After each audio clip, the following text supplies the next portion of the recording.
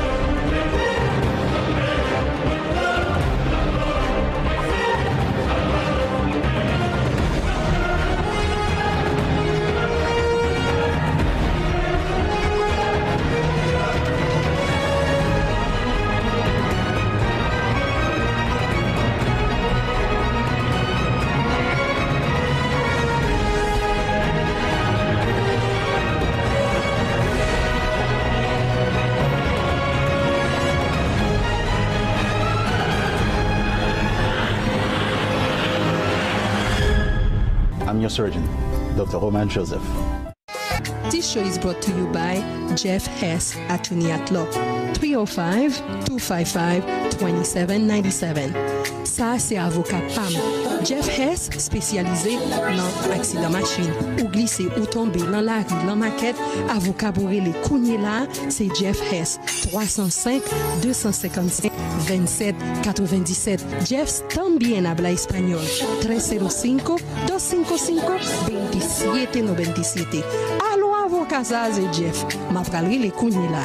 305-255-2797.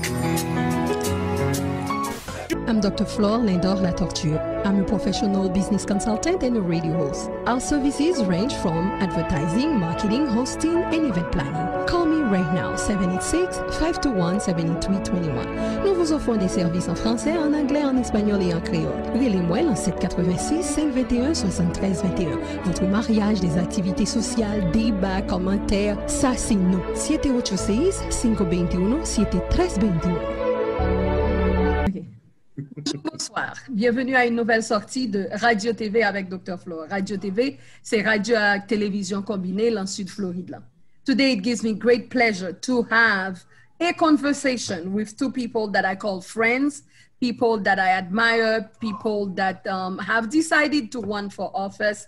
But beyond running for office, they were already community servants. Some people are running for office to become community servant, but those, no, they've been there, they've been present, and you're gonna see that for yourself. The show will be always trilingual, targeting the 3 majority communities in Miami-Dade County. And without any further ado, I'm gonna start with the gentleman, Ricky Junquera. Welcome on Radio TV with Dr. Flore.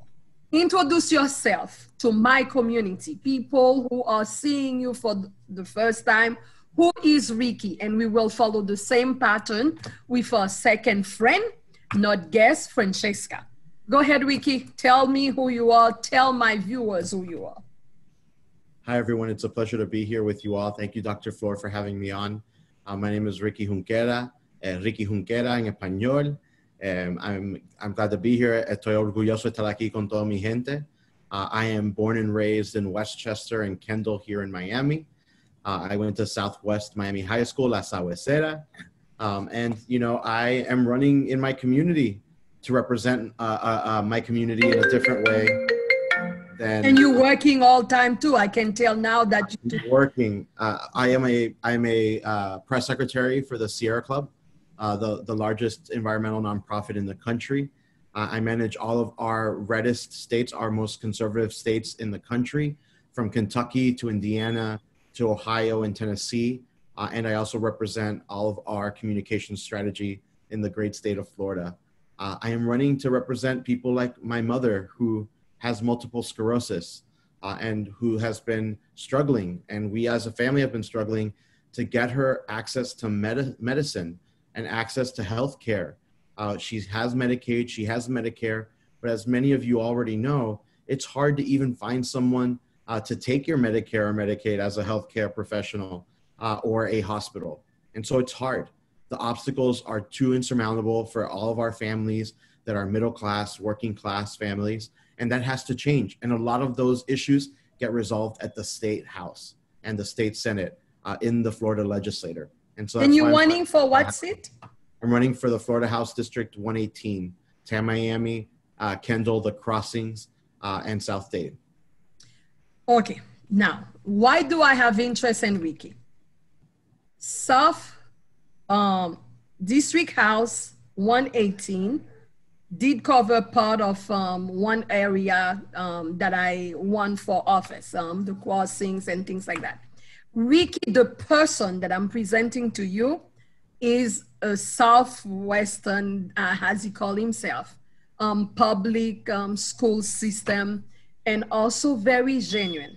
When you're voting for people, vote for the person. In my book, I tell you there are 4 P's that you need to elect someone: the person, the politician, the professional, and the public figure.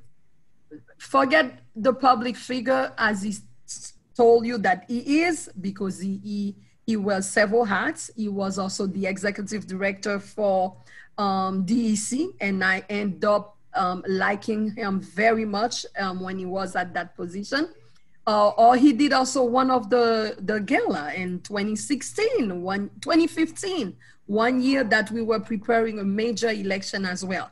Then this being said, those of you in Creole, nou gen petit garçon, Ricky, lan sud lan, lap kouri pou district 118. Ricky se yon moun kap kouri pou maman, ki genyen mosklosis, ki yon maladi ki atake zo. Malgré maman gen Medicaid a Medicare, li pense que li très important pou li représenter.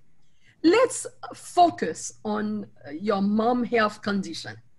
Then that will make you a great advocate for the health committee in Tallahassee. And I like the fact that you said that she does have Medicaid, and in Tallahassee, and for years we fought on radio for Medicaid expansion, and now in politics they're talking about Medicare for all. It is because you know both sides of that healthcare crisis. Then explain why you are a great candidate when it comes to healthcare fight. Well, for sure. And for me and my family, we're living it every day. And now, unfortunately, because of COVID and the pandemic, so many more families would be able to benefit from Medicaid expansion here. And even more than that, going back to my experience as a professional, you know, one of the states that I cover and I prepare all of our strategy for as an environmentalist is Kentucky. And Kentucky is also the example of the most conservative Republican state to have passed Medicaid expansion when Obama first gave it up as an option. And in Kentucky, you can't mess with their Obamacare. And that is why Senator Mitch McConnell has had such a hard time having a conversation about repeal and replace of Obamacare. Because in his state, Obamacare is in its fullest state and is actually benefiting its electorate. It's benefiting its residents. And so I always point to the example of Kentucky, one of the most, if not the most conservative states in our union. And Medicaid expansion is alive and well there, and so are its people, because they have better health care outcomes. And that's all I want to do here. And I think I can bring Republicans along on this journey with us, because I've done it in my career in Ohio, Indiana, Kentucky, Tennessee, Minnesota, and the list could go on and on. And so that's we're gonna come back to you, Ricky. And now I want to bring you on, Franccesca. Please introduce yourself to the Haitian community. I know with the work you've done, some people should know Franccesca. Now, introduce yourself to all communities. Yeah, so hi, my name is Franccesca Cesti-Brown. I am the candidate for Florida House District 115. Buenas, yo soy Franccesca Cesti-Brown, la candidata para la Cámara de Representantes de la Florida, and I'm going to try it in French, it's a little rusty. Je m'appelle Franccesca Cesti-Brown, je suis la candidate du district 115 de la législature de Floride. Merci. Okay. Tell us a little bit about you, Franccesca. I'm originally from Peru. I moved here when I was 8, moved to Kendall, like most people did it back in the 80s. And I've been living in my district for over 30 years. I'm a product of public school, very blessed to have had my public school teachers and my mom's village that embraced us when we immigrated here by ourselves, so long ago. So I'm a first generation college graduate. I worked full time and put myself through school both for undergrad and graduate, went to Miami-Dade College, went to FIU for both my undergrad and graduate degrees. And I'm a product of my community. I've been serving my community. The first memory is when Hurricane Andrew happened and our house was devastated too. But my mom said, there's people that need more help than we do. So let's go make some boxes of food and canned goods where the Peace Corps would come and we would make boxes for folks that were still stuck at home because of floods in different neighborhoods. And so early on in my career, I made a choice to follow a life of service. So I have a master's in public administration. I wanted my passion, my personal passion for helping and serving others to align with my professional passion. And so I've been in the nonprofit sector for over 15 years, working with organizations like the YMCA of Greater Miami, the Alliance for Human Services, which was an organization that conducted needs assessments to distribute a social service fund for Miami-Dade County. I sit on boards now of different organizations here, and my passion really is helping our community. And when you start seeing the disconnect that happens between our legislature and the people, it's really heartbreaking, right? We all think our elected officials are going to be our voice, but then they get up to Tallahassee and they don't even communicate or connect with us aside from voting season, it's crazy because it's all about a relationship, and our elected officials work for us, the people. So bringing that rhetoric back to how it should be for public service. So I actually got involved. Many of us don't really pay attention to state politics, to be honest. And what happened in 2018 when 65% of Floridians voted for Amendment 4 to restore the rights of folks that had served their time to allow them to now be able to vote. And when it got to Tallahassee, they put a poll tax, and then they started using taxpayer dollars to fight our own vote. It just didn't make sense to me. And the more I started learning about the Florida legislature, there's so many things that we just don't hear about if it doesn't make the right headline. From bills getting introduced that luckily don't make it through, but bills that do get introduced that we still don't hear about. So it's a huge concern. And it's a perfect example with the pandemic, right? Unemployment is still an issue, but yet our state legislatures and our governor not doing anything about it. Food security is still an issue, and there's no concrete solution except these food drives that were paid by the state that some of our legislators are attending. Then housing, now it's an issue. And if it wasn't because the CDC, the Department of Health stepped in to say we should hold off, the governor's still not extending the eviction moratorium. But these are all Band-Aids, right? And this is a long-lasting issue that our communities have been facing that now we can't turn a blind eye to. So the people that were already left behind are even farther behind, and it's up to us to come together as a community and help each other. Because if we want to make sure that Miami-Dade County becomes a healthier, stronger community, we all need to work together at all levels of government. So that's what I like to do, bringing people together and making sure that we all work together with a bigger goal in mind than just us. Mm-hmm. Do you know that Kendall has a very high volume of Haitian residents? Then, Ricky's shaking his head because West Kendall, Haitians did go out and vote. And many, both of you bonding to bring change in Tallahassee, it's a great approach. Then whether you are in the area of the crossings and U-115 going more gallery, more a little bit east, then you will get diverse vote. And this is also both House of Representatives that also have African born, that not African American like American, but African born from Nigeria. And it's a very diverse, both of you, community. And when you are taking that time right now before early voting to address all community, you're bringing a sense of the people vote. And while they are using their vote by mail, we are bringing you to remember for them to sign. And if they were undecided by now, then they should not be, whether they are from Puerto Rico. Myself have lived in Puerto Rico. I am of Haitian descent. Then we bringing you the people, the heart of the people who know the issues for housing, know the issues of the right to vote. The Amendment 4 is exactly right now where they put some money in. People still can go and get help when they go to the frcc.org that is helping them pay some of their fees. I did not tell my friends about the questions, but you see, it's natural. When you vote for Ricky, you're gonna vote for his mother, but you're also your mother that has pre-existing condition. Me too, who have pre-existing condition. Then it's not a question of Obamacare. It's a question of Affordable Care Act and having people who have the true understanding on how to write policies based on the people's needs, not being elected first and come back and learn about policies. Then you guys are remarkable. And I pray and I'm fighting for you to earn this. And I hope that the people can rally around you and not only vote blue, but vote for your values. Blue is one thing, but vote your competence, but vote also your diversity, vote your sense of inclusion. Y ahora, mis latinos, vamos a empezar contigo, Franccesca. Para que una mujer o un hombre latino tiene que votar por ti.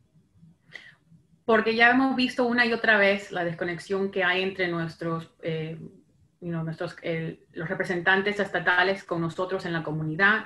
Todavía hay temas que son de gran necesidad en nuestras comunidades, como el desempleo, la salud médica, la seguridad de comida, la seguridad de tener viviendas, y todavía, especialmente durante esta pandemia, no tenemos soluciones. Y tenemos que tener representantes que se puedan poner en los zapatos de nosotros, la gente, para entender cuáles son las pólizas que necesitamos a nivel estatal y ser nuestra voz, porque no solamente es la voz de nuestra comunidad, pero también es que nos represente de una manera que pueda representarnos a nivel estatal. Porque no solamente es acá en el sur de la Florida, también es lo que les importa a la gente del norte de la Florida. Si no tenemos a la gente que entiende nuestra vida, nuestra historia y lo que hemos pasado para trabajar duro y tener todo lo que tenemos, y en un momento de necesidad no tener el respaldo de nuestro gobierno, lo que necesitamos para sobrevivir, nunca vamos a salir adelante como comunidad. Y por eso es importante tener representantes que entiendan de dónde venimos y dónde queremos ir como personas. No queremos nada gratis, pero queremos la ayuda cuando lo necesitemos. Y ahorita nos están fallando completamente. Y yo quiero ser esa voz, porque esa es la voz que necesitamos en Tallahassee. And I'm happy that you use that word gratis, because recently there is like a campaign of people painting us Democrats as socialists, like that we want things free. Me, I am who I am because I sweat. I am who I am because I became. I am who I am because I learned how to be involved, to evolve. And I also inspire many, regardless of where they're from, to also aim high and find their best within. Then that's why, for me, when I'm telling someone about Ricky, I'm not telling about Ricky just the name. I'm talking about the person and his value. And I'm also supporting his name and value based on demonstration of capacities and results before he is elected. Then Ricky, if a Haitian is looking at you right now and they will say, okay, I'm looking at him, he said he's an environmentalist, and Haiti had earthquake, and here, look, Louisiana last week, the weather, climate change, and the governor will not care. Once elected, you will be powerless. What would you tell that Haitian? So I would tell that Haitian, that we need people who will go up and not play politics. You have to understand, I'm in the media, just like you are, Dr. Flore, and communications strategy is important because it lifts us up and it empowers usually voiceless people to be able to tell their impactful stories. But we have to understand that as an elected official or as a public servant, it's not just about lifting up voices. It's about understanding that you have to work with other voices in the legislature to be able to work in the betterment of our communities. And so what I can tell you as a Haitian is that I will not just go up to Tallahassee, but I will advocate for you and have your voice in mind when pushing our governor to act quickly, to release aid, to send doctors, to send any type of help that we can when Haiti is hit by a hurricane, when Haiti does see an abnormal amount of flooding, and also to push our federal elected officials to act and act quickly. Because being in this field, unfortunately, I have to tell the stories. I'm the one listening to the family who lost everything in a flood or in a hurricane and will never get it back. And we all suffered from Andrew. We are South Day residents. We all suffered from Andrew. The thing is every day of inaction means that more and more people have their homes, have their reality flashed away forever. And so that is not politics. You know, that is not partisanship. That is showing up for people and making sure that regardless of the politics, regardless of the partisanship, that we put people first. And if it means that I give a great idea, but I let my Republican counterparts take it and run with it and show that they are the leaders that they should be, I'm fine with it. You know, I told Franccesca and others I have a healthy ego. But Dr. Flore, you've known me for a while now. Yeah. And for me, I know I have a loud voice because I know I'm Cuban, but it's not my voice that gets things done in my experience. It's the actions and the decisions you make to not lift yourself up, to be able to have an opportunity to lift others up instead. And so that's what I would do at the legislature. Haitians work at Baptist Hospital at all levels, from top surgeon to environment to housekeeping. Then, when people are going to Tallahassee, they need to really know their neighborhood and their constituents. And you guys have never discriminated, and in your relationship, you always view extensions. And that's why with you going District 118, District 115, and Commissioner Kavar, that is my commissioner, District 8, people will vote for you. And people, whether they are watching or listening, whether they are Haitian, Puerto Ricans, Peruvian, Colombian, Dominicans, or Cubans, they will know that we are fighting to have the right people in Tallahassee. I'm proud of you guys. Then Munwayo, vote Ricky, vote Franccesca. What is your punch number? And each of you, take your 1 minute pitch. That way you can run with it. Do it in English and Spanish. I will do my best in Creole to add it. Starting with you, Ricky, go ahead. Remember to put your number. Yes, my punch number on the ballot is number 51. I've been telling people vote 51 and you're done. You know, voting for me and punching 51 is punching for Medicaid expansion, punching for someone who will make sure to be a leader on the environmental issues that matter to all of us. Punching 51, voting number 51, will be someone who will stand up for our teachers and our first responders and make sure that they are not just respected in praise, but also respected financially.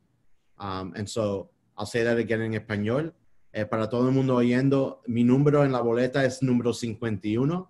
Votando número 51 es votando por acceso médico para sus padres y sus abuelos con Medicaid. Es ponchando el número 51 en tu boleta. Es alguien que respeta nuestro medio ambiente y va a proteger nuestro medio ambiente y nuestra agua. Y ponchando el número 51 es votando por alguien que va a asegurar que nuestros profesores, nuestras escuelas, nuestros enfermeros, todos en nuestra comunidad que han sido tan importantes en este tiempo malísimo, que no solo lo aprecian por su manera de ser, pero lo aprecian con dinero también. El vote Ricky Junquera, número 51 en la boleta. In Creole, it's easy to say, vote 51. Repita, vote 51. Vote 51. Exactamente. B50 es 51, 51. Vote 51 pour Ricky. Nous étions en crossings, Ricky a couru pour les députés, B deputador, député 51. Okay? How about you, Franccesca? So my name is Franccesca Cesti-Brown. My punch number is 47. And I say, I want to be the voice that we need in Tallahassee, right? Someone has been in the community, it is from the community, and didn't move here just to qualify for the seat. And, you know, it's a vote and a voice for making sure our public schools are fully funded so they're a true choice for our families, making sure that we have access to quality, affordable healthcare, which we still desperately need during this pandemic, making sure that we're funding strategies to make our communities more resilient to the environment, the climate change and sea level rise and our water quality issues, and making sure that we're not disconnected from the folks that are supposed to represent, and that we have someone working for us and not the other way around. And so that's why you need to vote Franccesca, number 47. Yo soy Franccesca Cesti-Brown, mi número de votación es 47, y yo un voto por mí es un voto para darle todo el dinero que se necesita a nuestras escuelas públicas para que de verdad sean una opción para nuestras familias y nuestras comunidades, para tratar de invertir hacer nuestras comunidades más fuertes contra los cambios climáticos, nuestros problemas que tenemos con calidad de agua y el sea level rise, cuando sube la marea y los mares. Lo otro es que tenemos una voz para tener acceso a expandir el acceso a la salud médica, que sea asequible y que sea de buena calidad, que nosotros de verdad la necesitamos, especialmente ahora. Y de hecho ser una voz que se acuerde que ella trabaja por la gente y no de que nosotros trabajemos por ella. Entonces, para tener una voz que es de la gente, por favor, vote Franccesca para el número 47. Gracias. En français, vas-y. Oh, vote Franccesca Cesti-Brown, 47. 47. 47. Yeah. Guys, I give them to you. They are people who care. They are leaders with a heart. Then, secrétaire 47. Bonne chance, buena suerte. Okay, and you have many assisted living facilities with Haitians and both districts. And we can celebrate Haitian Heritage Month and many things with you being elected. There's so many changes we can do and make candle bloom, okay? Then win, okay? I love you guys. Oh, thank you so much. Bonne chance. Okay.